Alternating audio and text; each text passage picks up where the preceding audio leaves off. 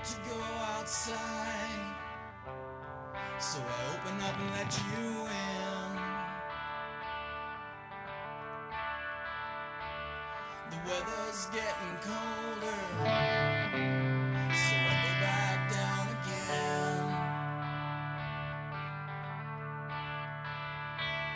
You want to go outside, so I open up and let you in.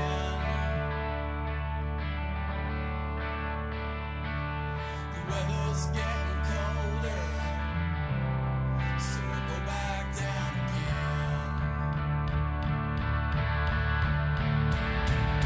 Well, I love to spend the time, relax and just unwind for a while.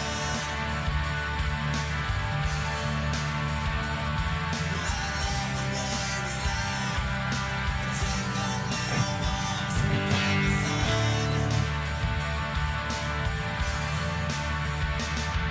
My friend, I love to see you.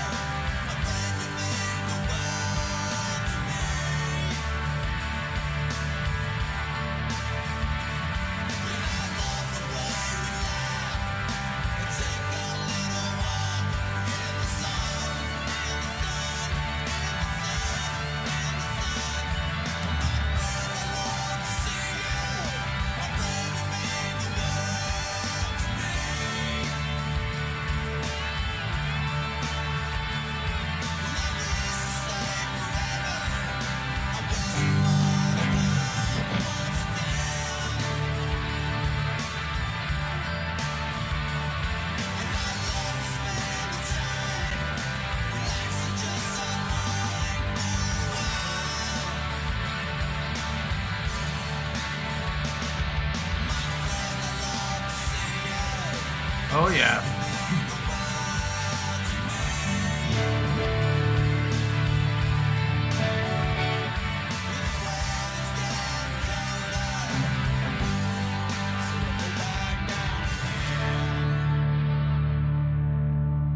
How's everybody doing on a beautiful Saturday afternoon here in the great Northwest, Northeast, Northwest?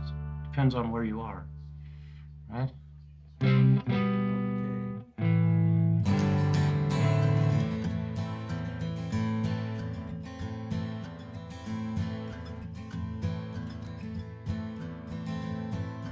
When my grandpa was a boy, he went down to the general store, saw a pictured book of whales shooting their spouts and flashing in. Then he got a sailor's dream about sailing upon the salty seas, joined up with a fishing crew, gonna get him a whale or two. Tell me what kind of men are these that sail upon the salty seas, up in the rigging in the afternoon, swabbing the decks and shopping up. Hooray, and up she rises, hooray, and up she rises, hooray, and up she rises, they're lying on. There's lots of whales in the deep blue sea, we'll kill them for the end I'm free, bring them alongside, cut them in two, they'll turn down and sail to you. Hardly is a sailor alive who can keep the tears from his eyes, as he remembers the good old days when there were no whales to save. Hooray, and up she rises, hooray, and up she rises, hooray, and up she rises, you're lying on. Shanghaied by the light of the moon, put into Boston in the middle of June. After 6 months I quit the sea, nothing but death in between. Set out on a 3-year cruise with a Union ship and a Union crew. And after 6 months in the plain sea, whaling ain't what a modern ship with a modern crew, sonar scopes and floating harpoons, mechanical boats made out of steel, floating machines to kill.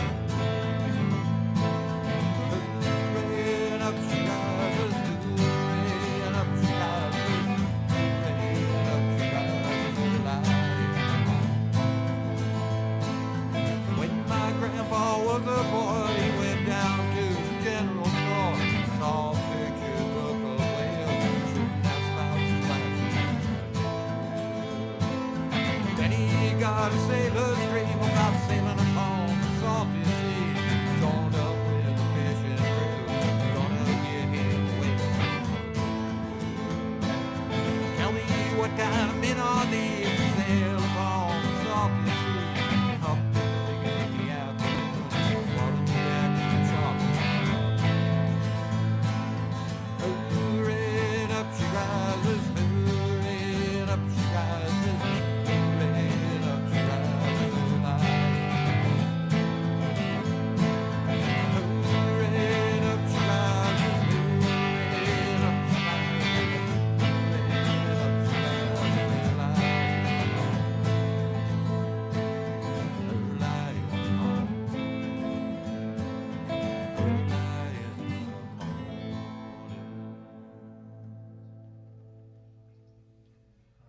Just listening to a little bit of my Uncle Steve for a few minutes here. We'll get going shortly. If you have anything to say or any questions, feel free to ask.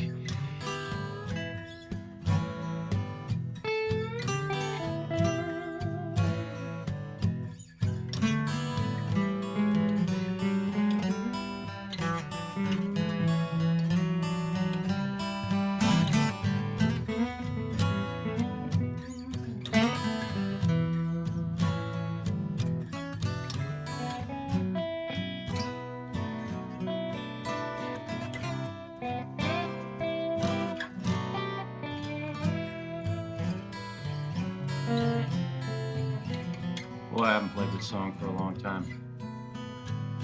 I miss my uncle. He was awesome.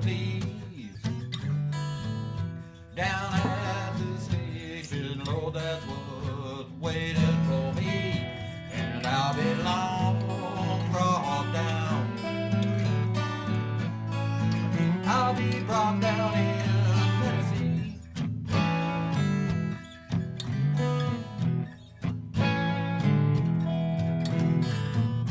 She said she loved me, but I knew that couldn't be.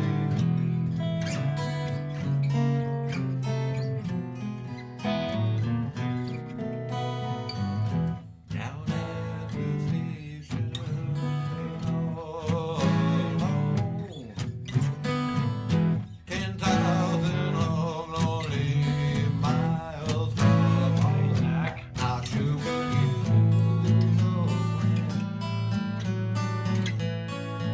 I could use some. Hello, Zach. What's happening, man? She said she loved me, but I knew that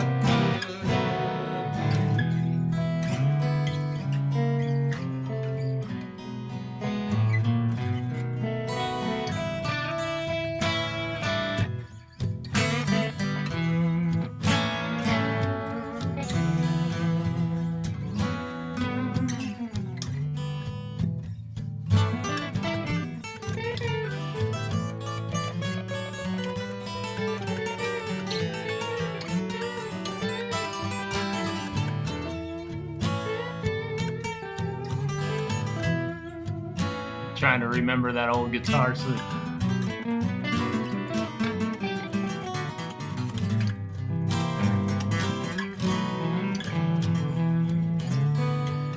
Boy, it's been a while.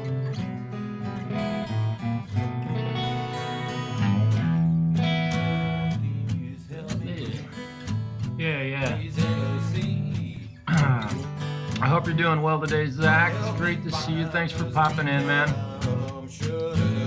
Appreciate it. I've been hard at work.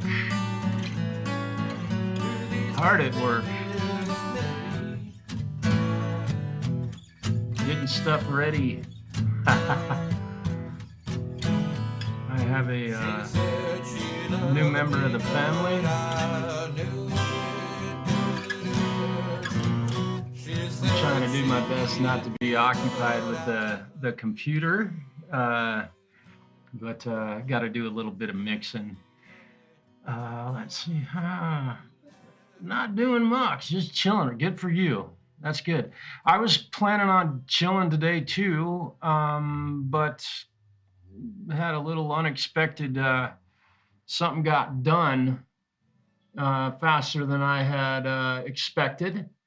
So I went ahead and brought it home, and here it's here now. You know, sometimes I do work on my own guitars, and obviously I'm playing my good old standby. This has been my number one for a long time, and I really love this guitar.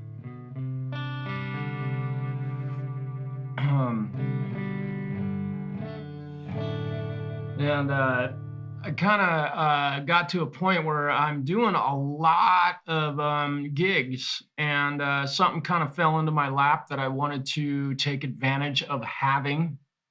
A lot because it fits the style of guitar that the members in my band use.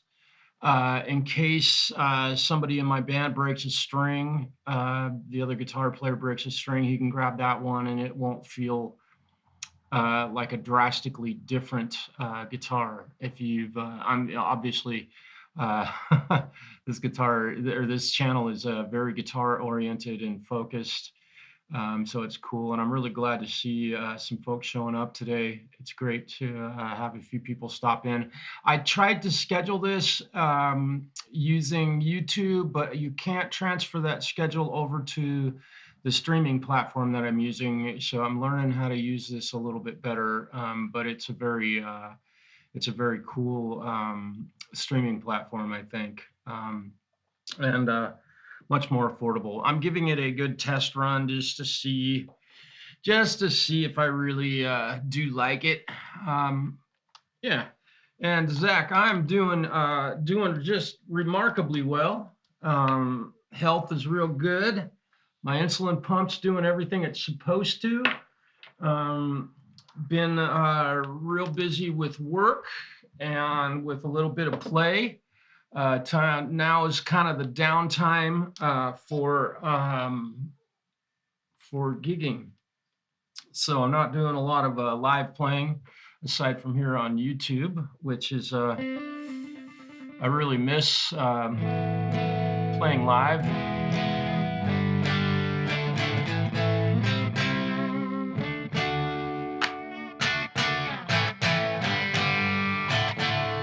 Right on. I'll wait a little bit. I think I probably should warm up. I'm going to play a little backing track and warm up with it a little bit. Let's see. I'm not sure what I'm going to be playing to. I have no idea what this backing track is, but it's probably rock oriented. And we'll get to the new guitar here soon enough.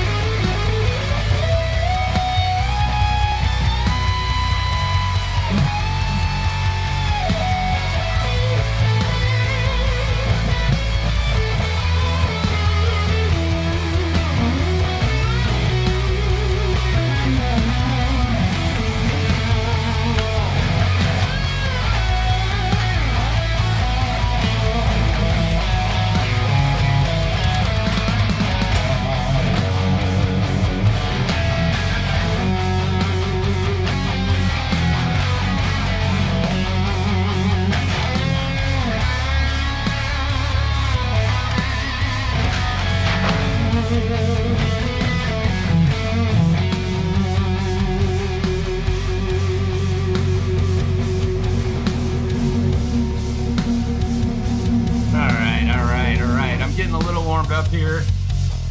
Let's see how things go here. Playing my good old faithful. Just trying to get my hands warmed up. I haven't played it all today, so I kind of got into this without warming up. I ain't getting any younger. Fred's eating a bag over here, so that's what the noise in the background is. And Fred's my cat, and he's a good boy, and he's having a good time right now. So I hope everybody else is having a great day. Again, I appreciate you tuning in today. Hopefully the sound is okay. If it's not, just let me know. I will see some chat popping up here. So hopefully you might tell me if something goes wrong. And also, if anybody would care to join me today and play a little bit of guitar with me, or just contribute, ask some questions, answer some questions, we can do that. And I have a dull guitar pick, which I'm going to sharpen at some point during this broadcast.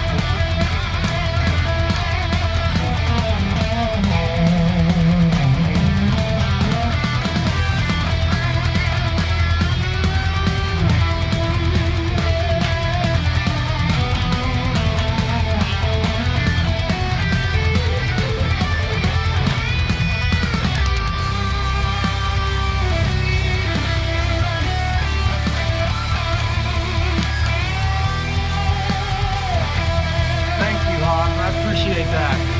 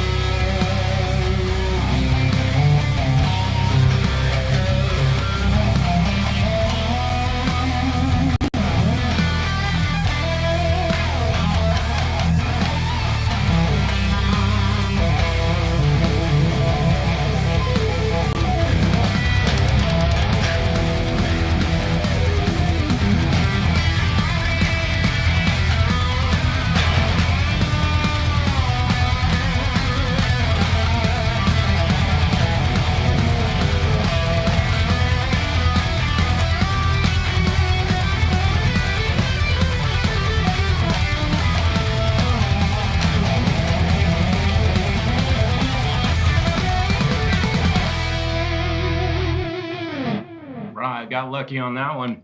That was pushing my limits. I'm not warmed up yet. Hobbs, thank you for that. I appreciate that, man. It's very cool of you to let me know. And Camellia, hello. Hope you're doing well today. I'm following your channel. I don't know if I've seen any. Sometimes you know how I don't know. I always get all the notifications when people put up a new video, but we will hope that I do see a Let me let's see what's going on here. Here we go. Okay. Let's see. What do we got? Oh, let me hide that. Here we go. I got the whole guitar in the picture and my coffee mug. Cheers. Cheers to coffee. It's the it is the nature's, I don't know, in my humble opinion, one of the best fruits of nature.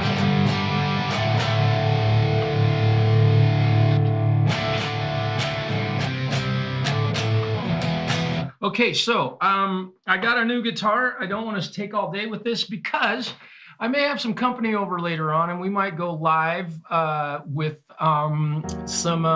Oh, let me stop this. We're gonna stop this backing track. I probably should get the. Oh, that's right. It goes upside down. I forget about the chat going upside down in my new web browser thing. So I'm gonna break out my new member of my family, and it's not like it's a new baby, although for me it might as well be. So there was a small photo of it in the description of my stream today. And I'm a little far away from the microphone, so if I get a little quiet, I'm not using oh, what do you call those things? Wireless mic. Those things are, they eat a lot of batteries, right? So here she is. This is the guitar. I'd tell you what it is, but I think you all know. Yeah, it's just like my old one, pretty much. And I'm on the neck pickup right now. We'll go to a clean guitar sound. So.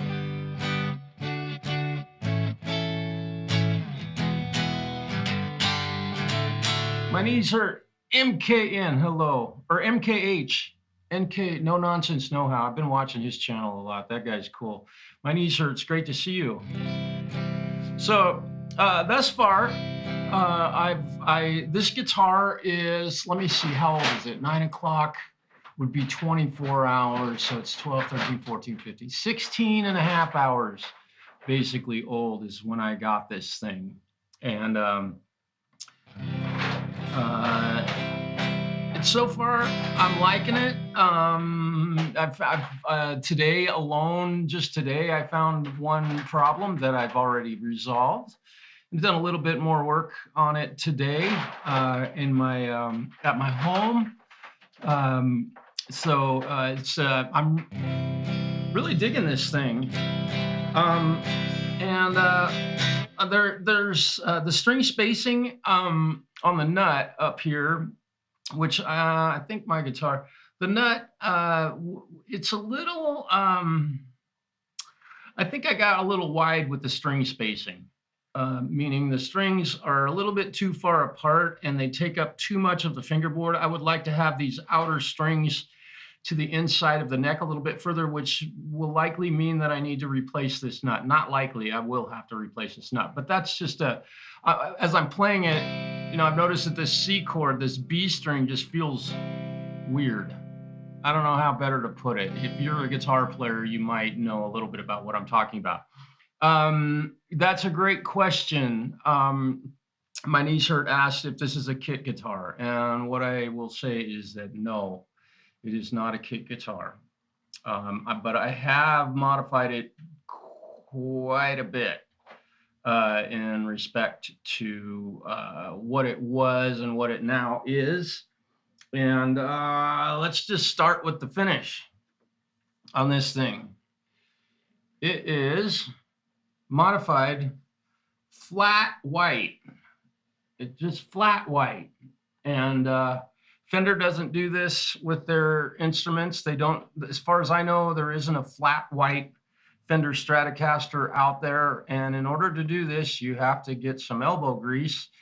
and some really light grit sandpaper, some fairly light grit sandpaper, and sand the hell out of it. The reason I did that was just because I didn't want it to look like every other Fender Stratocaster out there. My other one doesn't, and obviously this one doesn't either. Some of the relicking on this was already done. I just tried to make it a little more honest looking. And, you know, so I definitely did a little bit of work up here to make this look a little more realistic for where my arm rests, which it's pretty good. And I may need to move it down a little bit. But if I'm standing and playing, then my arm lays right on top of it. So this is definitely been done by somebody else, at least a little bit of it. I tried to touch it up and make it look it didn't look real. It wasn't even sanded through to the actual wood, so I did some of that. Steel wool, no, not steel wool. I used, trick of the trade. I used some 400 grit wet or dry sandpaper, and I use, I can't remember the brand of it, but it's a very, I use it, that type of sandpaper almost exclusively. It's not 3M, but it definitely roughed it up enough and it didn't leave a bunch of sandpaper lines in the finish. I'll get this right up there. It looks really nice and smooth. And that's kind of the thing I like about it, is that the thing has a very milky appearance instead of being the shiny white that we are all so familiar with respect to the Olympic white color that this guitar is. And also, this thing came to me unexpectedly, and so when I saw the guitar, I saw the color, and I've told myself for a lot of years that if I was going to get another guitar, especially since we lost him, but in honor of the great Jeff Beck, this is basically the color of the guitar that he played almost exclusively throughout the remainder of his life, and live at Ronnie Scott's. It's an Olympic white. And this one does have the mint triple layer pick guard on it. So it's 3 layers, white, mint, black, mint, I guess. And this pick guard came to me from a client who he wanted a different colored pick guard, and he wanted different pickups in his guitar. So thus far you can see that I really haven't paid for much, right? I'll just talk to you a little bit about the guitar and the money that I didn't really spend on it. So I took this pick guard, which if you do swap out a pick guard in a Fender Stratocaster, the screw holes will never line up. And the crack in the pick guard down here where somebody over tightened this screw was already done. So I did not do that, and I wouldn't have done that, but that's what happened. And there's a reason for that, at least on this guitar. But so these pickups here, these single coils, which is in the neck position right now, and we're a clean tone, right? Now my guitar is coming through my microphone because I don't have the ducker on it right now, so you're hearing some of the pick noise. But what I want you to notice is that right now I'm on a clean tone, and I just went to my high gain amp. It's remarkable, and the volume's dimed.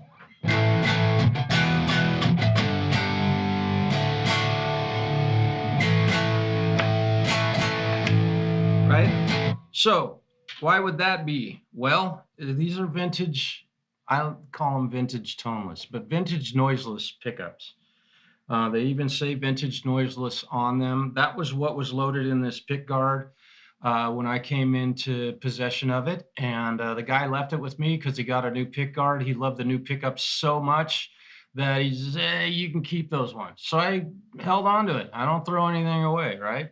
If you've watched my channel at all, is the amount of Indy, hello, man. It's good to see you. I So I've got these vintage noiseless, which this is the first Strat guitar I've ever owned. I haven't owned very many of them. In fact, I've owned two of them. You're looking at one of them, but I've never had a vintage noiseless pickup in a guitar before, and I'm kind of digging them. I've played them due to having customers that have these pickups in their guitars, and they're quiet. If you put some high gain on it, you don't have, there's no noise, so that's great. Now, so that's the pickups, vintage noiseless, and then here, as y'all may recall, if you don't, I put a chopper in my other Strat in the bridge position, and this is a PAF Pro. It's DiMarzio that had been in that guitar for well over a decade. And the other guitar had a coil tap. This does not have a coil tap. So this is a PAF Pro from DiMarzio, and it sounds great.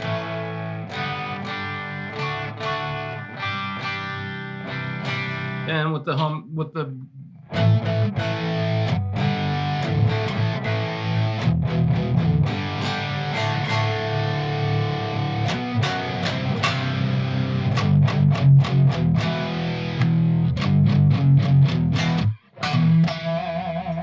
So I'm really happy with the balance of the pickups. I was not expecting this. I was expecting this pickup to be a whole lot louder, but it's not. So the balance between these, so it's really nice to be able to go to the neck pickup and wind a little bit, or you do some rhythm parts and then get hot. And it's not like a giant leap in volume. So really happy, and I think lucky with respect to the relationship between the pickups. The center pickup, we'll go there real quick, and it's, and we can do the famous Strat.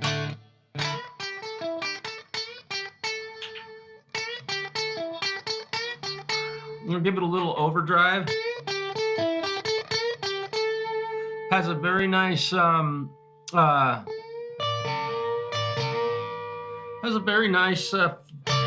to it, well balanced, and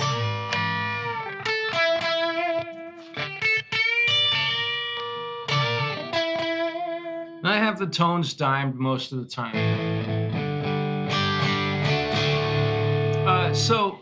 Let's see. Today, all I have done to this guitar, I got done working on this, literally got it all together, intonated. I'm using 9-gauge Ernie Ball Super Slinkies on it, and I'm likely going to change it to a hybrid set, because here's the big reason I got this guitar. This is the big reason. My other guitar has a floating whammy bar, which prevents me from being able to drop detune it. Right, you know the deal. You got a floating. My knees hurt. I missed a comment that you. Every time I pick up my guitar, the whole thing feels weird. Nice. I couldn't. With my other guitar, I couldn't drop detune it. And I'm gonna have somebody calling me. So what? Give me a second, and I'll answer that, because that's a great question. So I'm going to drop detune this thing. Oop. Boy. And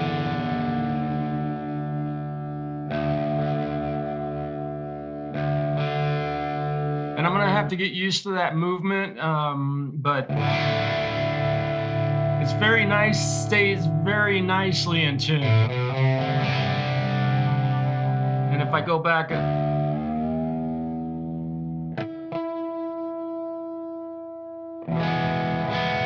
so this will be a very useful tool, because we are adding a few songs to our set list that are drop detuned, and it would be nice to be able to just do that on a whim instead of having to switch guitars. Also, this is a very how do I say this politely? This is a very affordable guitar.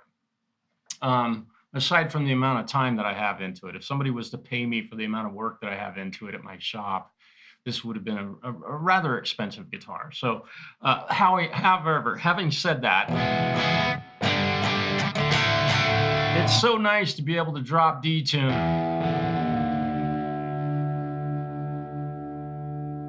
and just be there.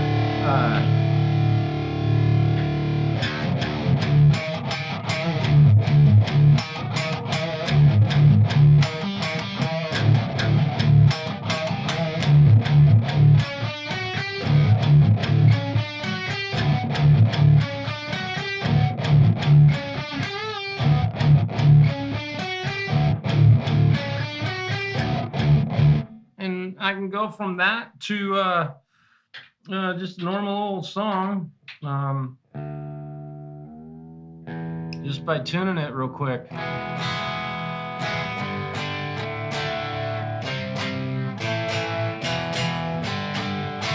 All right, so here is the brutal honesty of what this guitar actually is. Yes, it's a Warmoth neck. That's a great question, my niece. I appreciate that one. It's a Warmoth neck. These are new Fender machine heads I ordered from Fender. They're identical to the machine heads that are on my #1 Strat that I've been playing. Many of you, if you've watched my broadcast at all, the same machine heads. I wanted to keep everything as close as I could. Warmoth neck. Now, I ordered a very inexpensive hockey stick type neck for it. And so the headstock wasn't cut out because I wasn't sure exactly what I was going to do with it with respect to the shape. And I decided to go with the good old classic Stratocaster. Why not? You know, I shaped it like a S-style guitar. I didn't want to do something too stupid. I didn't want it to look, you know, weird, ultimately. So I did buy the Warmoth neck, and I did a fret level and crown and polish and stuff on the fretboard. I used a nut that was a remnant of a guitar that the nut came out of. It was tall, so I was able to sand it down and do the string spacing and cut the nut slots. One thing about the machine heads, they are graduated, so I don't need string trees. So there's enough fall away on the backside of this, and the thing stays in really nice tune. You know, something you can do. It's a good practice to get into, to check your nut to make sure everything's staying where it should. Go ahead and push on the string on the backside of the nut, especially with the brand new nut. You got it. It's an important step.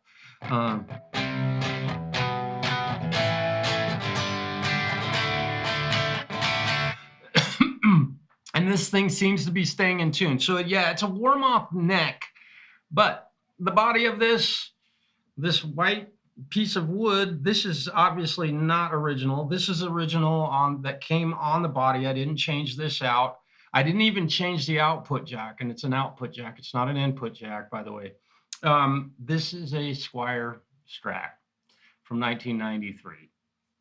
So this was a $300 guitar likely the day it was bought.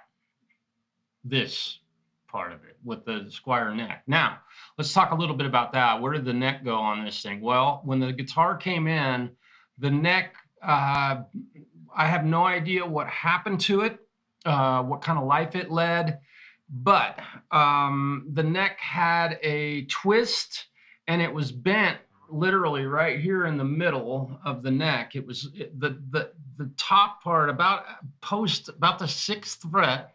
It was bent backwards. Literally, it had a bend in it. So what I'm assuming happened is likely this thing this is the end of my forensic science and what happened to the neck, because there wasn't anything wrong with it aside from the fact that with the truss rod, I couldn't make the guitar play properly.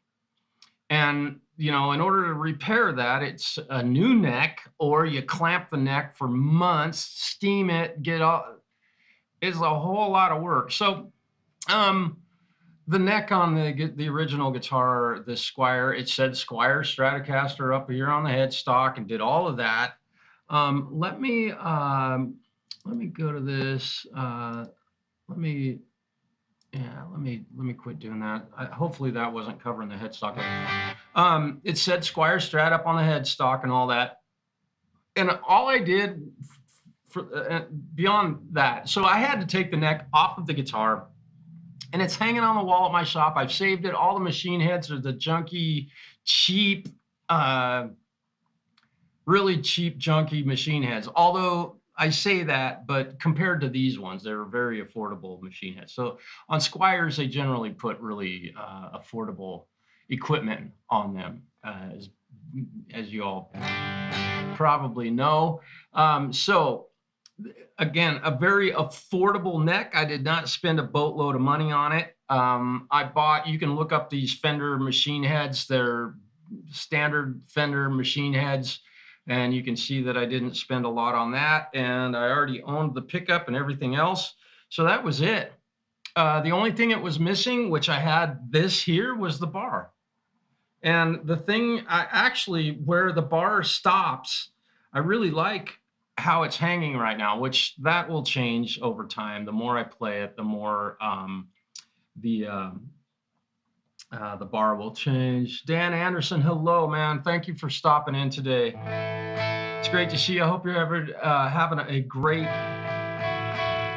Saturday. I'm just really excited to have my new friend in my house. Now, big difference between this guitar, the one major difference is that I don't have the bar floating. I have it locked down, which I don't like necessarily. I don't like doing that, and that's contrary to popular belief.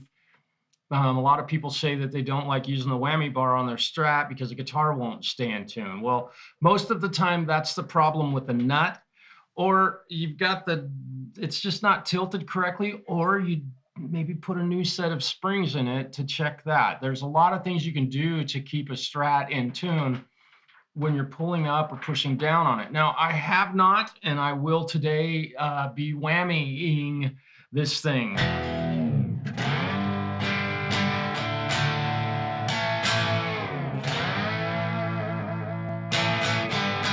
And I can already tell, just doing that little bit, my guitar is already out of tune. So let's see where she fell out. Definitely the G string is very sharp. The D string, A string is sharp. Everything went sharp the moment I whammied it. And it will go very sharp. So we're gonna have to do some adjusting, probably on the springs.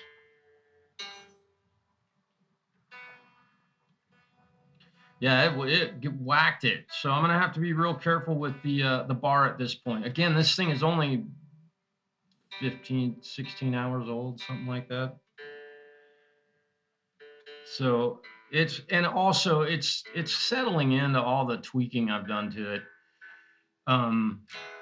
It just got strings on it for the first time yesterday, in fact, in the state that it's in.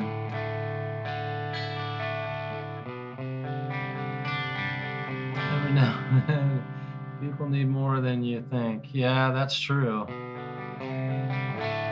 Yeah. So my goal is to be able to have I'm gonna have to tweak this, and I think on my old one, and also, I may get a different 6-pin bridge for this. I may buy a different one. This is a standard stock Fender whammy bar, and not that there's anything wrong with it. It works just fine. And if I'm playing a gig, if I have to tune my guitar, that's pretty normal, right? But Mr. Bassman, hello, welcome, man. So I've done a little bit of talking about the guitar, and again, if you have any questions, please type them in the chat, and I will answer them.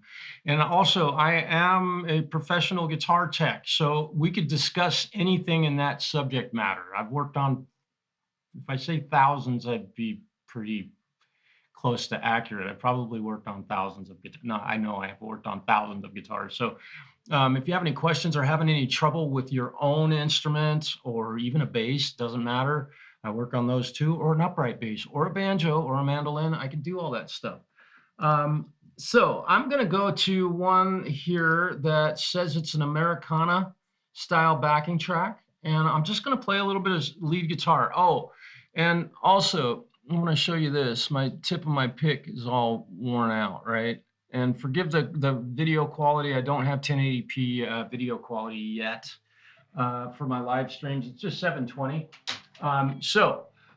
Let me real quick, I'm gonna go to my pedal board, right? So there's my Tone Master Pro. This is my my go-to guitar rig, right? Okay, so I'm gonna move this camera. It's just pointed out at my feet a little bit further.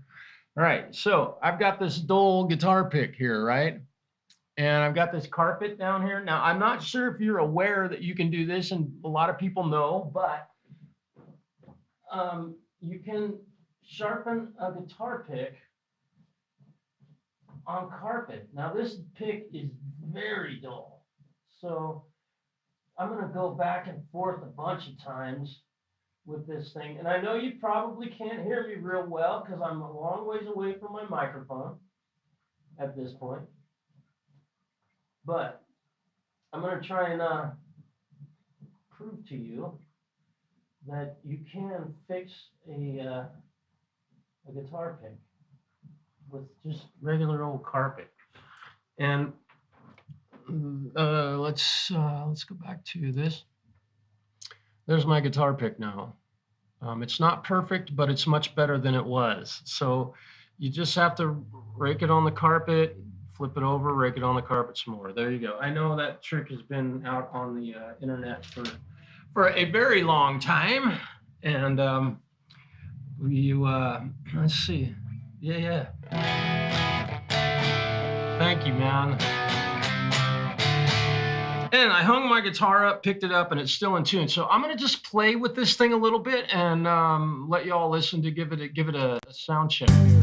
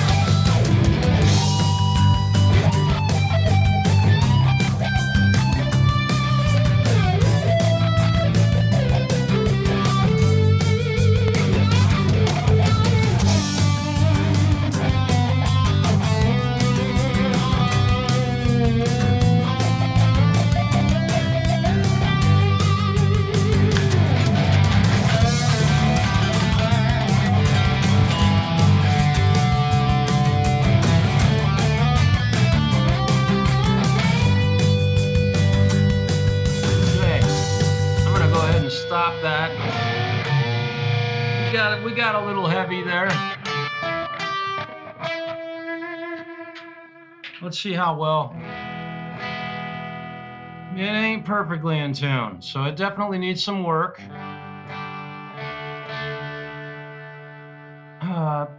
Francis, hello, man. Let me see how badly. It's the B string, G string, typical Les Paul stuff.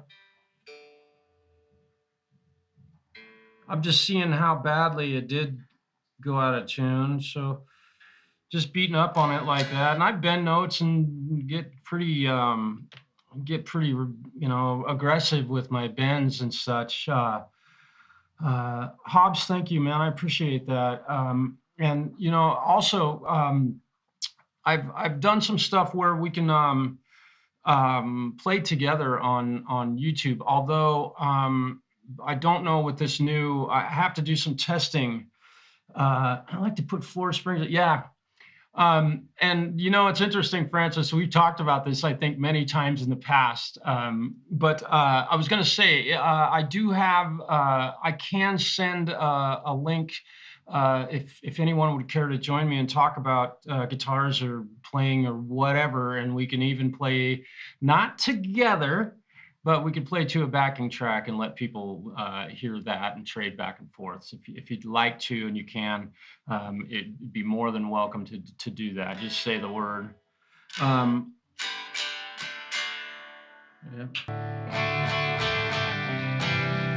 Okay, so yeah, four springs. I've got three, and I do that because I don't like pushing down that hard on it, on the bar, and also. This guitar, I've locked the bar down, which I don't do on my main Strat, and I've discussed this already. So I can drop detune. You can't do that with a floating tremolo unless you have the locking mechanism that you can enact ultimately.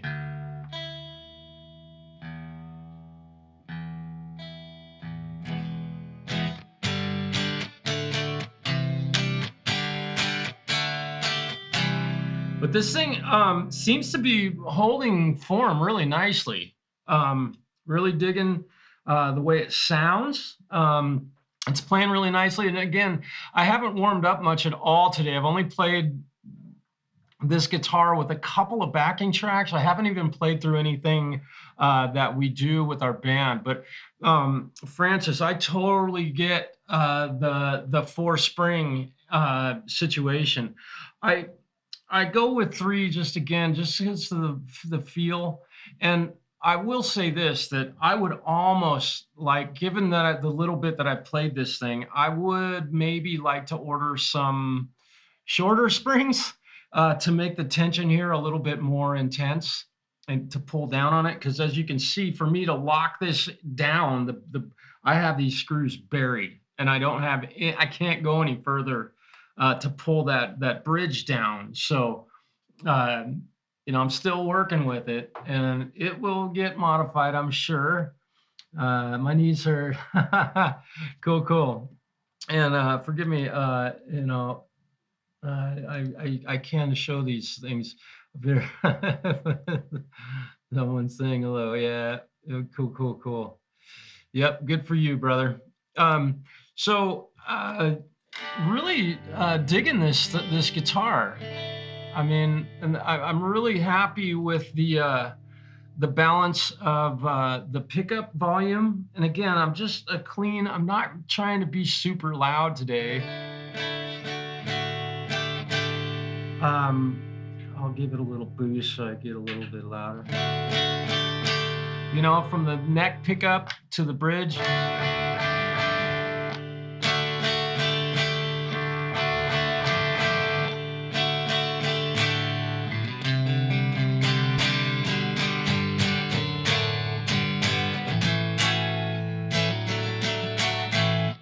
So I'm really digging this thing. It's nice. Although I'm pointing out all the stuff that I may change about this thing because it doesn't feel exactly like my other Strat.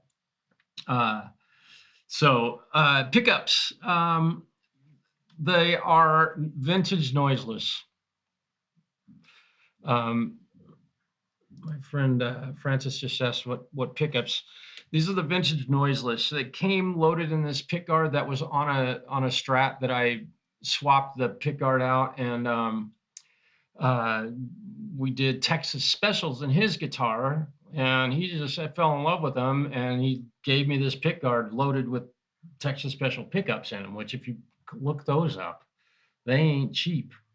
And so it was pretty cool. And again, I work on guitars for a living, so this sort of situation happens a lot. But yeah, and the other thing, Francis, that is beautiful. Um, let's see, uh, Leo. What kind of music do I like? I'm definitely more geared towards rock. Not necessarily grunge metal stuff, but I do love the grunge stuff. Alice in Chains is one of my all-time favorite bands. But given the fact that I play in a few different lineups and bands, I have to keep myself well versed in multiple styles and genres of music. So I do find myself having to play country. I say having, I play country. Once in a while, I get into some jazz. I'm not real fluent with that, but I've played a lot of it. I've just been out of that scene for such a long time, but a lot of ska, reggae, and definitely rock. I mean, I could literally sit here and play through some songs.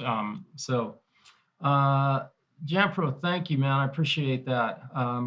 I'm using Restream today, and I went ahead and paid for it. So, or my sponsors paid for it, and I appreciate that. And the other thing is that super chats are more than welcome and greatly appreciated. If you care to do that, or if you learn something and you feel like it's worthy, if you want to throw a couple bucks my way, I am totally cool with that. There was a time where I was kind of anti getting paid for this stuff, but it actually getting paid for doing anything is a pretty good deal.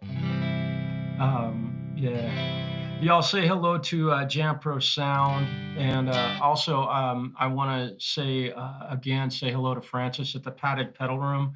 Francis does some really cool stuff on his channel, demoing new pedals and demoing gear, and it's really fun to get to watch him talk about these pieces of equipment. I don't do that sort of thing much on my channel, although I will talk about like my Tone Master Pro, which I'm playing through right now, by the way. So my signal chain is guitar cable, Tone Master Pro. And Jam Pro Sound is an amazing audio engineer. He's helped me with my audio as much as I love doing that sort of stuff and think I know it all. You don't always definitely don't know it all.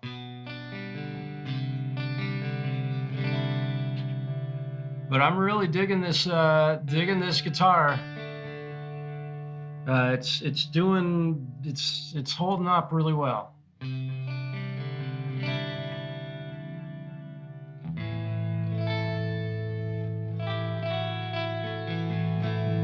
Yeah, if y'all haven't been to Jam Pro Sound's website, and thank you for sharing that stuff. It's very cool of you, and I appreciate you being a mod on my channel.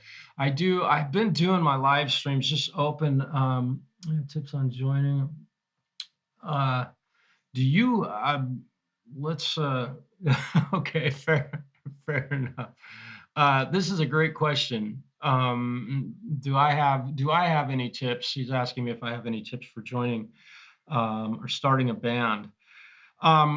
Number one, I do recommend that you try and find people who, in your opinion, are better musicians than you are. And sometimes that can be very difficult.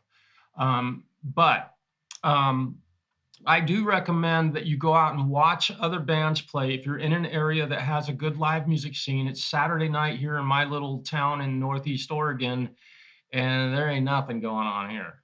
I'd have to drive a long ways, and it just so I recommend go out and watch bands and then try and develop an idea of a style or a genre of music that you want to play. You probably know all that already, but going to your local music store and asking them if they know anybody is very helpful. I get asked that question. I work at a music store here in our town, and I'm asked all the time, do you know any bass players? Do you know any drummers? Now, personalities in a band, which is kind of early to talk about that. Oh, cool.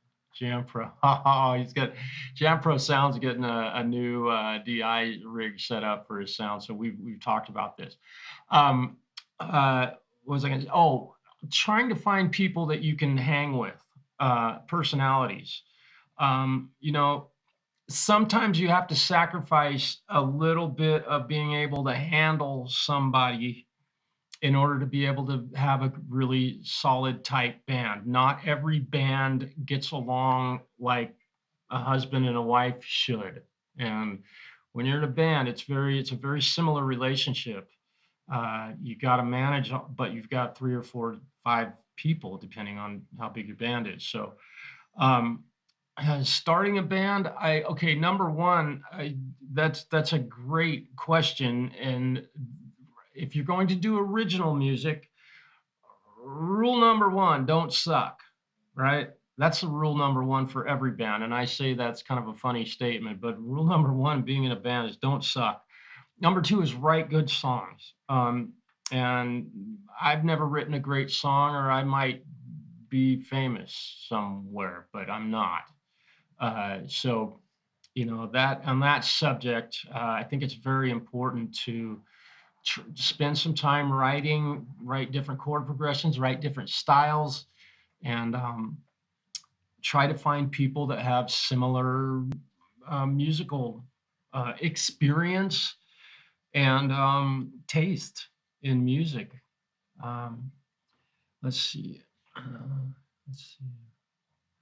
I don't know if this is answering. I remember we used to put up a paper at our local music store with the cutouts with our phone numbers. Find BAM, yeah. Back in the 90s. Now you can look for members online. Yep. That is a great, that's some of the don't suck, yeah. That is definitely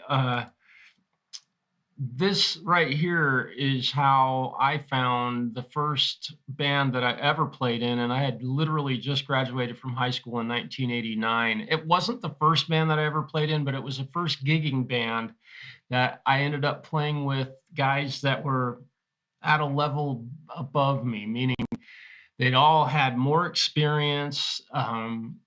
They'd played with, all of them had played in other bands and had been through the whole band scene thing in the city that I lived in. And I grew up in Portland, Oregon. So if you're all have watched Portlandia, you know what that's about. And the era that movie was filmed was when I grew up there. So it was a very vibrant, it was so easy to find a band. There were 7 nights a week. There was music every night of the week. You could go downtown and start walking and you'd see 10, 12 different bands. So, you know, bands are, it's a tough rope to toe. It can be. And I've been in many and left many. And the band that I currently play in, I've been in it and I've left it for one reason or another. So there you go. Nathan, thank you, man. I appreciate that. Yeah, this is a pretty cool one. Brand new to the family. Really digging it. I can tell that I've got a little bit more work to do. Jesse's Guitars, class of 87. Nice. You got me by a couple years. I'm 89. 89, baby. Class of 89. 1971 was a good. Oh, class of 8, is that? Yeah, 87. That's cool. I was like 81, cool. Let's see. Yeah, now here's my knee shirt. Writing good songs doesn't mean you'll be famous. Exactly. Yeah. Yeah. Day and time jobs, yeah. Yeah, daytime job, and they were doing, yeah. That's a definitely, you know, you could write the best song in the world and not have a hit. But it does help, definitely. Uh, let's see. What was that? Did you help keep it weird? um, yeah, when that mural got painted on that wall, I was standing right there watching them paint that, and I ain't kidding. That is on the back wall of oh God, um, oh, damn it. Um, Oh my goodness. My brain just had a fart. I've been reading all these comments to help keep. Yeah, we kept it weird, dude. It was a really interesting place to grow up. Dante's, the Keep Portland Weird mural is on the back of Dante's. If you ever go to Portland, go to Dante's and watch some music. Dante's Inferno, I think is what they call it. And there's some there's right next, it's right on Burnside, right at the base of the Burnside Bridge. You can't miss it. Dude, they have some great people play there. I saw Tim Reynolds play there in just this little tiny club. It's a pretty big club. You can put 300 people in there, but yeah, we did keep it weird. And right up until Portlandia ruined that city. And I'm going to go on the record and say that, but that's neither here nor there. Let's see. That goes on wine rest. Oh, let's see. What's this? Jam Pro. I think the neck gloss on the wine red Strat is coming off today. That's something I didn't talk about with this one. And it's got a maple fingerboard also, which is kind of new for me. Let's see. I'm in the Seattle. Oh, yeah, yeah. Yeah, dude, there ain't nothing. I mean, the weather gets cold, but you learn to live with it. It's kind of nice to have that change every you get 4 seasons. This is a beautiful part of the world. And actually, this is one of the most shitty places in the world to live. Don't come here. Don't even. My knees hurt. Let's see what you have. Some of the number one songs only up there because of the studio. Yeah, that's true. Where's the song from the record company? Yeah, you're true, man. That is very true. Very true. And I've written some good songs. I don't perform them very often live. They were good in their time, I think. And I have lots of people around me, and even your friends and family are great people to listen to when it comes to your music, but they're almost always going to tell you it's far better than it is, unless it is that good, to the rest of the world. So, if people are coming up to, if your music is exposed to others, friends, and people at bars that you don't know, and they come out, that one song you guys did, then you've got to probably have a pretty good song on your hands. At least that's been my experience. I wrote on several years, the best song I think I ever wrote, and it's only one. I didn't write 50, White Center. Let's see. Pretty Seattle. Yeah, dang cold. Yeah, we're cold here too. Jesse's Jesse's guitar. It was the 1 week I spent in that area. Was good. Clear skies. Yeah, the Columbia. Dude, I grew up on the Columbia River, and there is nothing like it. That is the mouth of the Columbia River at Astoria, Oregon. Number one, it's the roughest inlet of any river inlet in the world. Literally, if you get out there and the weather turns on you, in 5 minutes you could be dead. And that is no joke. And I've been out in it. Dwight, hello, man. Long time no see. I hope you're doing well. I got another ugly guitar. I know you have that beautiful collection of Gibsons and Jacksons and such. I got myself got another good old ugly Strat that I've totally I guess it's pretty customized. I tweaked it until it's still gonna get tweaked some. And the other cool thing is I don't care if it hits my desk. It's gonna get dinged up. I appreciate that. We got that out of the way. Okay, we got that ding out of the way. Oh wait, there's a good chord. The number one hit, yeah.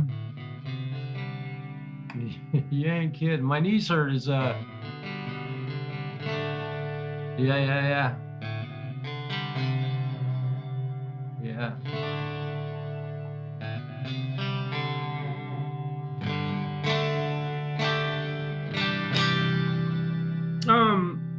Let's see, and purple blue peach. You guys got some secret code. Here you go, Dwight. Dwight, I hope you're doing well, man. It's been a while. Let's see. What do you think of those? What do you think of those tuners? They're exactly like the other ones. They're great. Yeah, and going from E to D is really simple, which is why I did this with this guitar. I've got the bridge locked down, and I know, dude, you're probably like, you tell everybody not to do that. Well, I got a drop D tune on a Strat, and it's got the whammy bar on it, so, whoops. I got an effect on here. It's hard to drop D tune with any kind of delay or.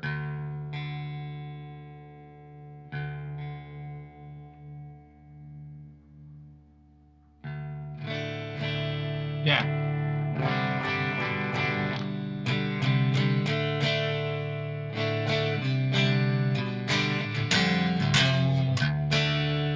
So, having said all of that, let me see. I don't know if I have anything. Okay, this is this first one. I don't think I've played to this one yet. I'd like to play this guitar a little bit today. And I'm definitely here to talk about stuff. I'm not going to go anywhere anytime soon. So if you want to hang, this is this piece of music is in D, and we'll just see what this one sounds like, and I'll try and wind along with it. Okay.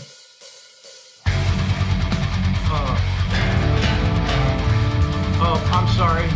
Hang on. I got two different backing tracks going at the same time. Doggone it. Where did that go? Where did you go? There you are. Okay. Sorry about that, you guys. I'm trying to keep organized till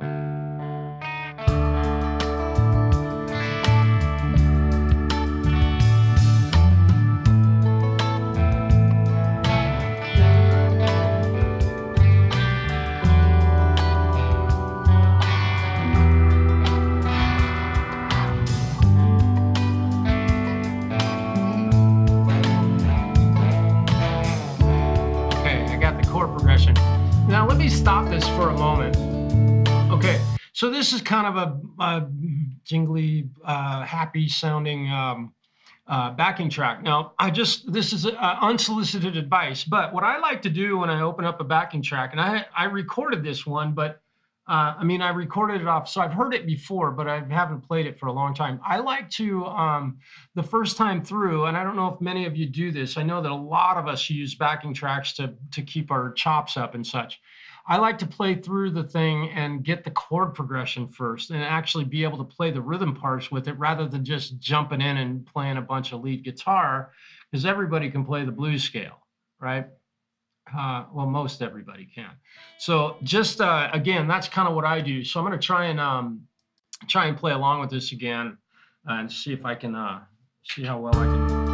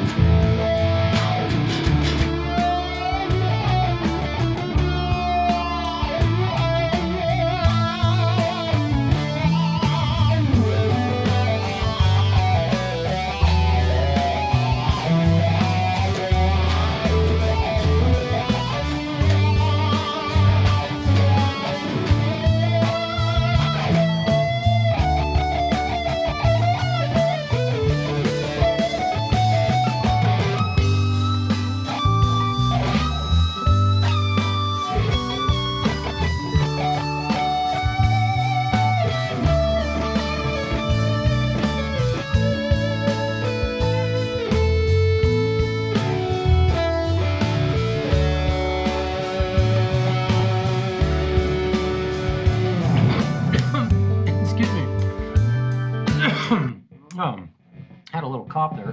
D major. And I didn't even use the drop D. I didn't go drop D, apparently.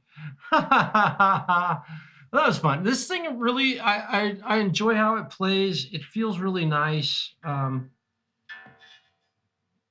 It feels really nice to play. I'm really glad that I took it on.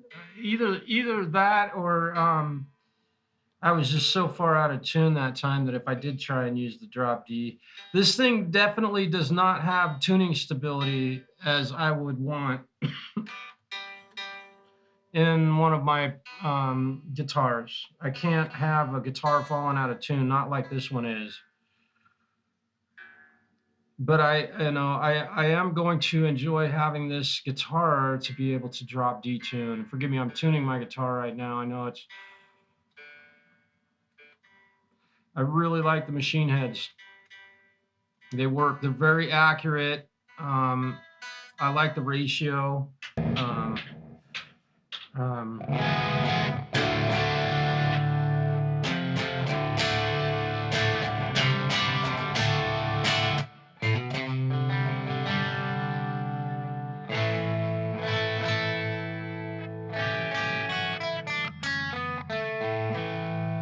All right, so this thing is really doing well.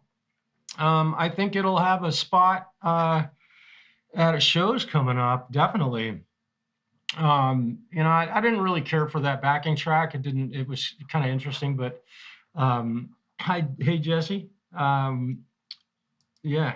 So, I'm not 100% certain at this point.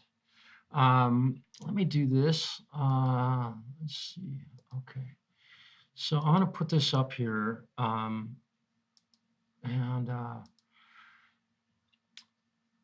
see.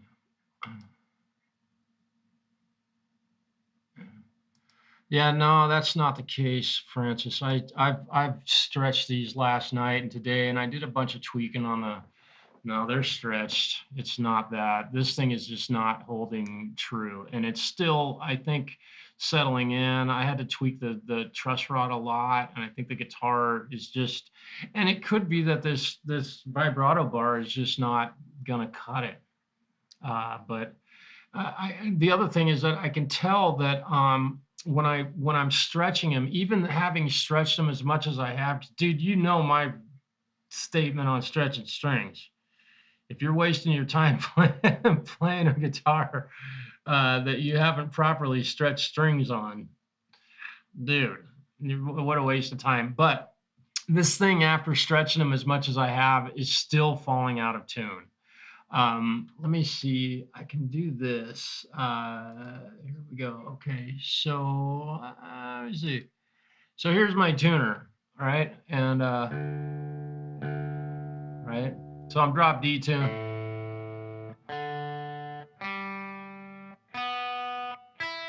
So it's supposedly perfectly in tune.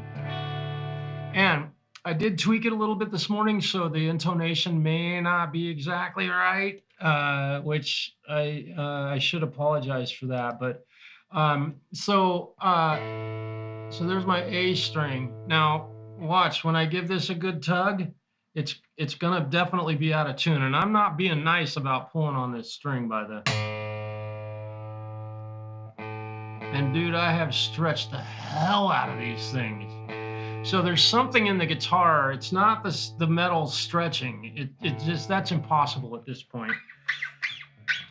It's something that's moving, and I believe it's the bridge. I don't think the bridge sits back. I don't think that it's being held tight enough. I think I need some stronger screws. Yeah, I mean, we both live by that same standard, man. If you're tuning a guitar because you didn't stretch your strings right, what a waste of time. And I'm not nice about stretching strings, I say all this stuff. So here's this Strat, which I can drop D tune this thing. So let's go back to this. So here's.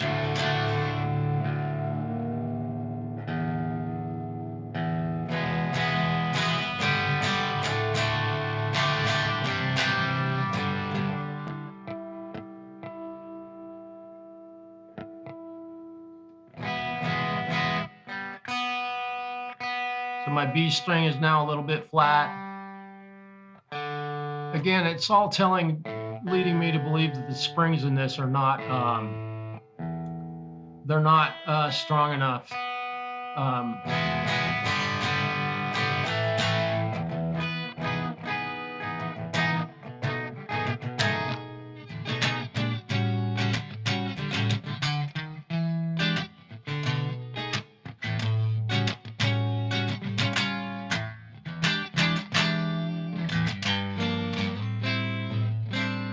Right?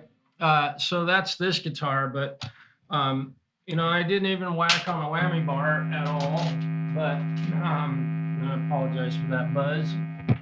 Cable landed in the worst spot it could possibly land in this room. Oh, and I also turned on, so this guitar is tuned to standard. I cannot drop detune this one because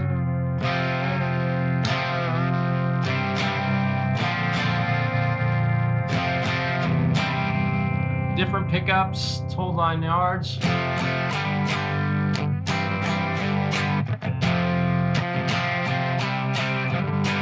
Yeah, and Jesse's, that is, yeah. Where'd my mouse go? Yeah, and yeah, Francis, that's probably the first thing I'll do. But Jesse just pointed something out, and just know that on that guitar, I had literally, it's only been alive for 16 hours. It's 12, 13, 14, 15, 16, 17 and a half hours. So, and I literally cut the nut on that thing yesterday, and I kind of filed down the edges of it. And so it's still settling in. So hanging up in the nut, you know, it's possible. And this guitar doesn't do that. This is a Fender Strat. It does, I've got a CG bridge on it.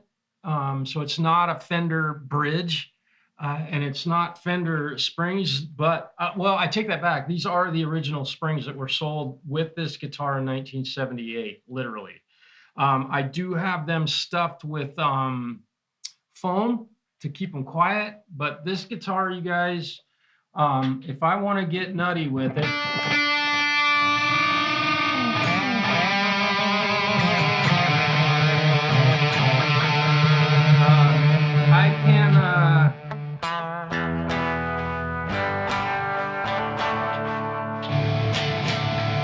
I can get crazy with this one.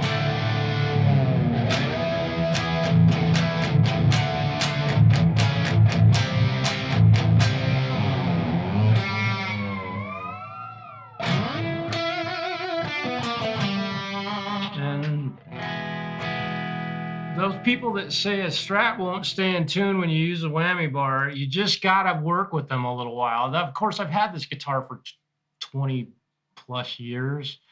So, you know, but I think both of those points, the shorter springs, definitely on that one, and also maybe a little bit more work on the back edge of the nut. I like the front edge to be perfectly flat, but also I did lube the nut with Big Ben's nut sauce yesterday as, hey, Joe, hello. It's good to see you, man. I hope you're doing well. I did lube the nut on that one with Big Ben's nut sauce. So I've done everything aside from just play the hell out of it to get it to finally sit. And I do intend on, let's see, January 31st, it's a couple weeks from now, I do intend on using that guitar live. So I've got my work cut out for me. I've got to get it settled in so that it's at this stability, because I can play a whole gig with this guitar. Yes, the strings have been on this guitar definitely longer than that one, but they're still relatively new strings. And, you know, it's very, very well, this guitar is very well intonated. Jeffrey Boyle, hello. Thank you for stopping in today. Now, let me ask this question, and just curious how many guitar players we have in here today. Give me if you're a guitar player, type a number 4 in there. I'm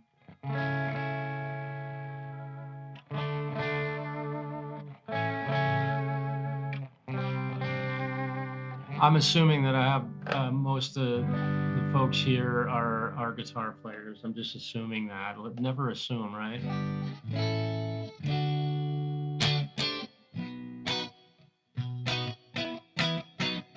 And while we're doing that, I'm gonna find another backing track and play this guitar a little bit. This is my old standby, and I absolutely love this guitar. We'll try and find something that's not terribly long, and try not to play 2 backing tracks at the same time. And we'll just see. I don't know what key this. Okay, yeah. We've got 4 so far. 4 guitar players. That's cool. It's nice to see you guys. Long live guitar players, right?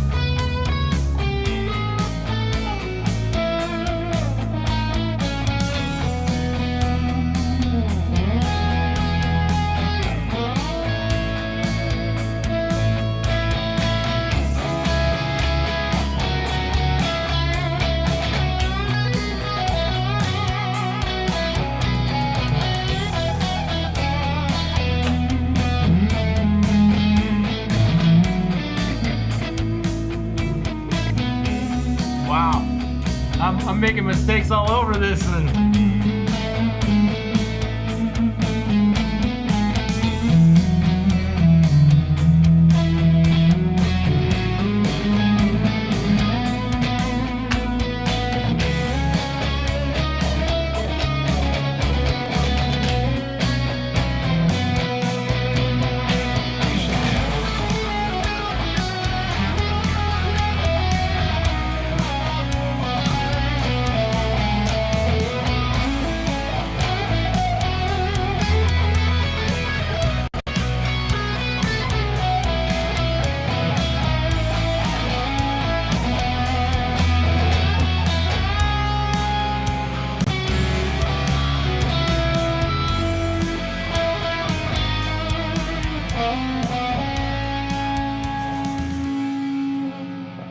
Yeah, and if it can go wrong, it will. You know, if I tried to do that with the guitar cable, I'll just share with you. Here's my guitar rig. I got a wah pedal here that just turns on when I open it or close it, and that's my Tone Master Pro. And that's where all the guitar sound is coming from. I'm not using any software or it's got a nice clean tone and a heavy tone. Oh, and I was using that was single coil pickups right there. I forgot that I had the single coil thing. That's a little better. That's what all that noise was when let's see. So you can see that I've got my high gain thing, and I put the sustainer on there. The sustainer is really nice. Right, for a Strat, but if you pull this single coil tap, oh man, it's noisy. So you got to go to the quiet part of that.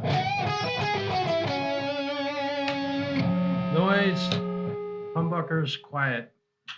So the vintage noiseless and the humbucker in my new family member definitely make a huge difference. So there's all complete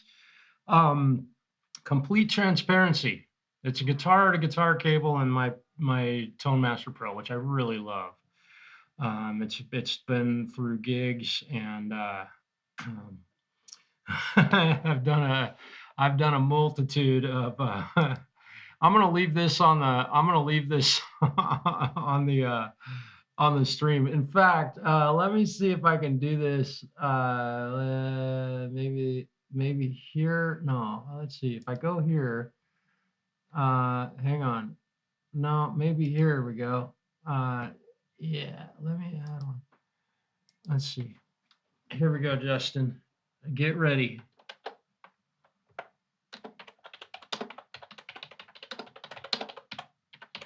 I don't typically type very well, but okay. There we go. Justin, you're very welcome, brother. You're going to get to look at that until you get your package in the mail. I'm not waiting for any deliveries, man.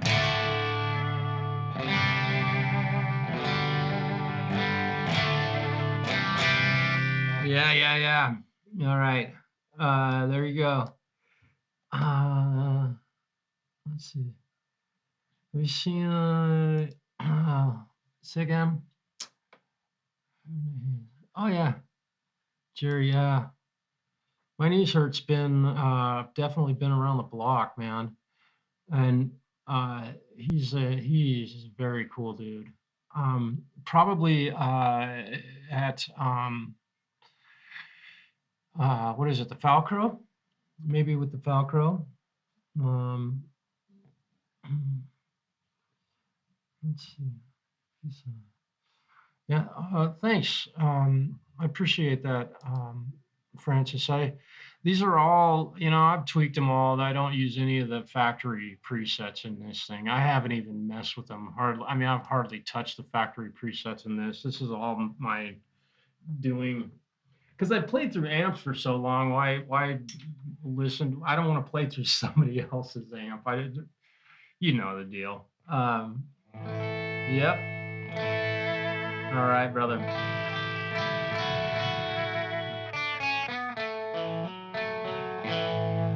Nice. Francis, have a good night. Y'all say farewell to Francis at the pedal room, and be sure to go to his channel and like and subscribe and all of that. Mark, hey man, I thought I saw you, but I got distracted. Yeah. Cool. Now,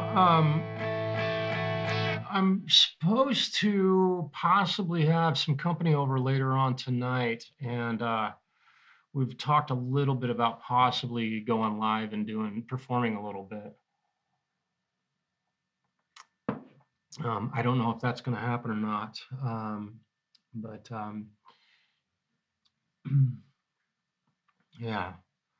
So I thought I would just get on here for a little while today to share my new family member. I'm going to get her back And again, oh, and I forgot to tell you, Justin, the back of this neck has no finish, no oil, no nothing on it. I sanded it with 400 grit, and that's where it's at right now.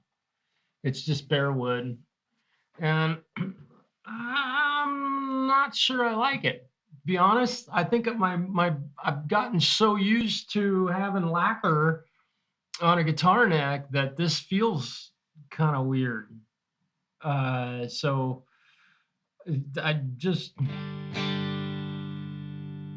know that that's my take at least right now. That my opinion will change. This will be the greatest thing since sliced bread before too long.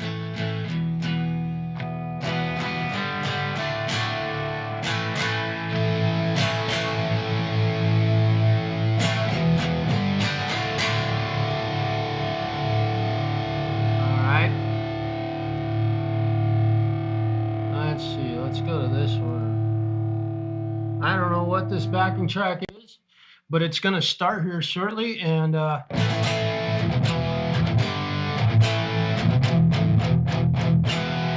Butcher's Block Oil, yeah. I'm going to leave it the way it is right now. I'm going to let the oil from my hands soak in a little bit. We'll see what happens. Yeah, and I'm definitely a fan of linseed, but I don't want too much. I don't want anything sticky, you know.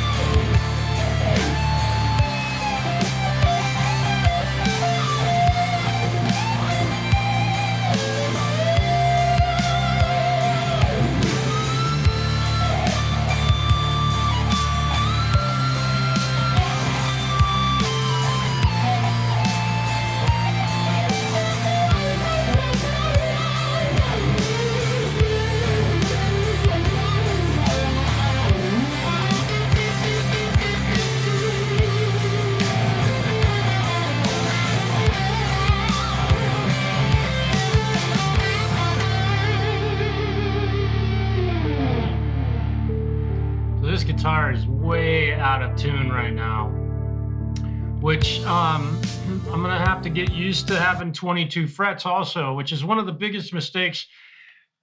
I just should say it. Leo Fender, he was a genius, and I think he invented one of the greatest tools of the 20th century, bar none. I wouldn't be here if he wasn't. But 21 frets on a guitar. I think the only reason that his guitars had 21 frets is because he wasn't really a guitar player. So I don't know if any of you might disagree, but now I can bend.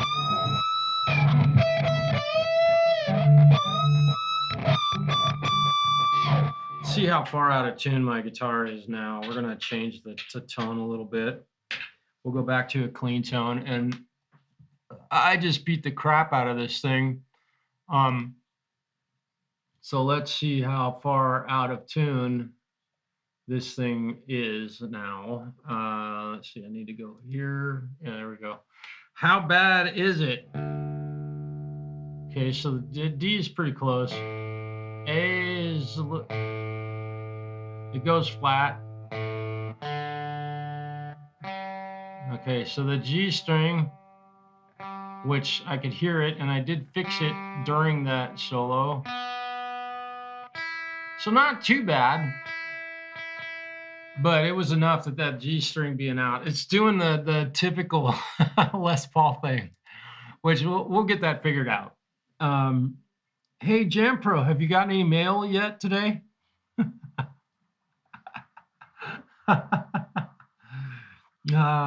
Let's see. And Joe, let's see what you. Come here, mouse. There you are.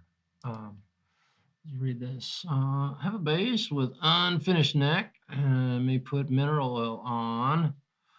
I have some Renaissance that may work better. Oh, wax. Yeah. I don't use wax on many of my instruments. I have a bad taste in my mouth about that. I had a bad experience with it one time, and I was like, I'm not going to do that again. Meaning I put it on a guitar, and the neck was really sticky. I didn't let it cure long enough, of course. So we'll see what happens with that. I'm going to leave this the way it is right now and just play it for a while. I can always, here's another thing that I failed to do in my hurry getting this thing home to be able to play it is I sanded it down with 400 grit, but I never did re-wet the neck, the wood, to raise the grain to knock that last little bit off. And I'll tell you, as I've played it today, just a little bit of having my hands on this thing has definitely made it feel just a little bit smoother. But I'm used to playing a lacquered neck on my Les Pauls, either a painted or a lacquered neck, and my Strat has a lacquered neck. So that's just familiar. It'll seal the sweat. Yes, exactly. Let's see. Let's see, what is that? Yeah, I like the Renaissance wax. Okay. I'm not familiar with it.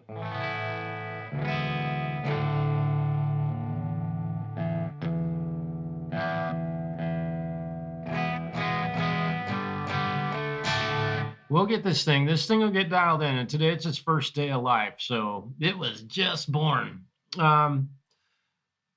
Let's see. Just use it for acoustic. Oh yeah, to get that polish, shine back. Renaissance wax. Yeah, that's Jerry Rosa is where I've seen him use that. I've not gone to using any wax. Legged jeans or brown paper bag. That's a fact. Yeah. Well, I think what would be smart of me would be to take a wet rag, get a wet rag, and wipe it down, get it wet, then hit it again with some sandpaper, and then do all of that stuff. This thing is brand spanking new, so I'm kind of breaking it in. But I will say this. Yeah, good, Joe. That's yeah. Jerry, I have stolen way too much stuff from Jerry Rosa. Uh, the what is it? Semichrome, bar none. That's the best polish for anything. That stuff is killer. Um, yeah, I'm not. I am not sponsored. I'll have to contact those guys. Yeah. Um, I hate waiting for delivery. Hey, Justin, you get mail yet? Yo, Justin and I have known one another for Scotch Brite. Yeah. Justin and I have known one another for 20 plus years, and so we enjoy flipping one another shit on here. Uh, he used that too. Yeah, semi-chrome. Yeah, he was Jerry is it'd be great to be able to go hang with him for a few hours and just talk tractors and fence posts and a little bit of guitar setup stuff. He did stuff on his channel that and it's a bummer that he doesn't do it anymore. At least I haven't seen any videos recently. Maybe I've missed some, but he did stuff that I didn't really think I would have. I'd certainly everybody does something different, but I think he could have done it better. Yeah, and I watched every one of his videos for definitely for a few years straight.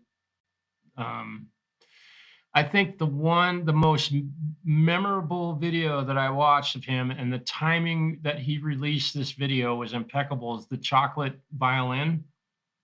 Do y'all remember that? If you're a part of Jerry Rosa, do you remember the violin called Chocolate? Got ran over. You remember that? Uh, there's, I know violins are not guitars. Yeah, and he definitely he didn't work on electric guitars. I think I only ever saw him work on one electric guitar in the entire time. Everything was acoustic or a mandolin, or he was building a mandolin or whatever. But yeah, uh, yeah, Joe, you remember that. Jerry Rosa in this video, if you haven't seen it, a violin this young lady was gifted when she was young, and put it on the ground next to the car, and the car backed up or pulled forward and crushed it. And so the violin was in a multitude of pieces with broken braces and all kinds of shit. And he brought that thing back to life, and the repair work on that, while you could see it, it's impossible to hide that extensive, not expensive, but it was very expensive. I'm guessing that repair probably cost that family somewhere around $4,000. I don't know. But yeah, and it was a very expensive violin. So I'm guessing, but I think that those people took it. I mean, to my knowledge, one of the greatest. But what was interesting about that was that right when Jerry, for me, being a professional guitar repair, instrument repair technician, a master instrument repair technician is what I consider myself. I did not go to school, and I didn't go through an apprenticeship. I fixed my own guitars and I got good at it, and I started fixing other people's guitars and I got even better at it. And I've had zero complaints, but had a violin come into me that was damaged in a very similar way. And having watched him do some of that stuff, I was able to perform some repairs on that violin that if that information wasn't out there. And of course, not everything that he did was on it, but man, and this wasn't an extremely expensive violin. It was probably worth a couple $1,000, which is nothing in the world of violins. So it was just impeccable. That was one of my all-time favorite YouTube video series. I was waiting for the next one to come, man. Oh, that was so fun. He was a cool guy. Okay, I think I'm gonna head out. It's been almost 2 hours now that we've been live, and I'm really enjoying this new interface. Now, I may go live a little later on this evening, and again, I've invited folks to come on with me and share some time, and I would love to. Uh, we'll see what happens tonight. I may be doing some more music later on this evening. I just wanted to share my new guitar. Oh, and I am absolutely in love with the dull white finish. I think that that milky look is so cool. It makes the guitar just look thick, right? There's zero shine on this thing, and that's again 400 grit sandpaper. It did a great job. Yeah, Joe, that's right. Um, yeah, I'm really digging this finish on this thing. And you know, you can see there's a couple spots just on the with respect to the finish where I kind of got a little aggressive with the sandpaper, and I'm fine with that. This thing is a $200 guitar, brand new. So I really love the milky white finish on this, and I'm real happy with it.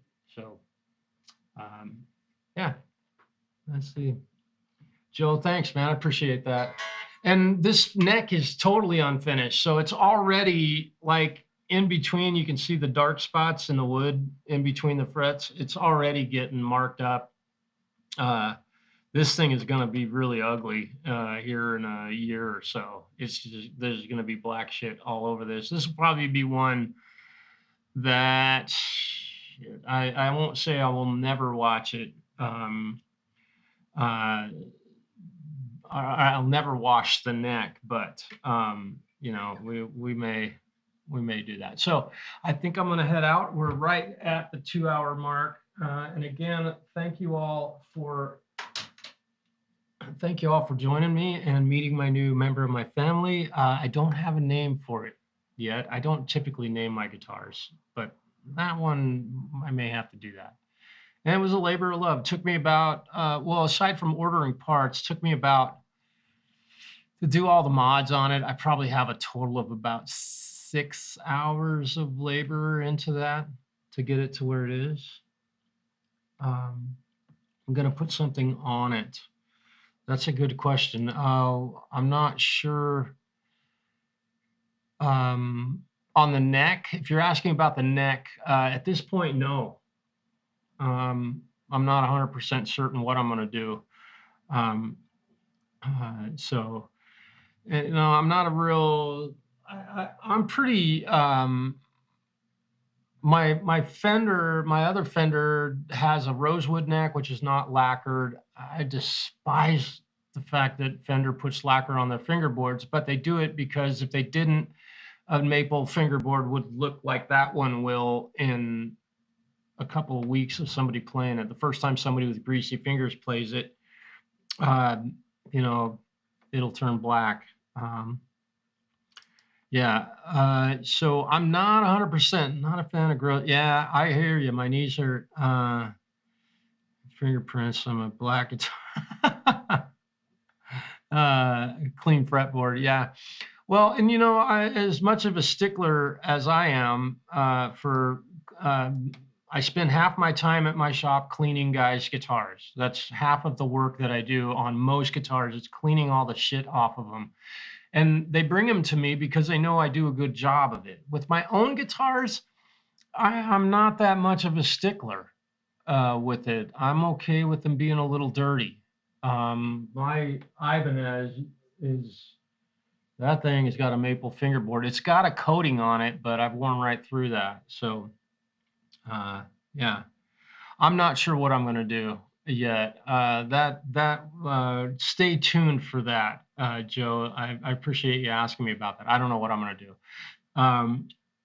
So I want to again, I want to thank my sponsors. Thank you, Bill and Ernie Ball. I appreciate you guys help keeping this thing going. And I know I haven't been doing much, but you all know the reasons for that. So, yeah, well, hopefully, maybe we'll see y'all later. I'll try. What I'm going to try and do is schedule the stream. This one kind of came up somewhat unannounced. I'm learning this new software that I'm using, so it's a little bit of a learning curve. Yeah. All right, you guys. Y'all have a great day, and maybe we will see you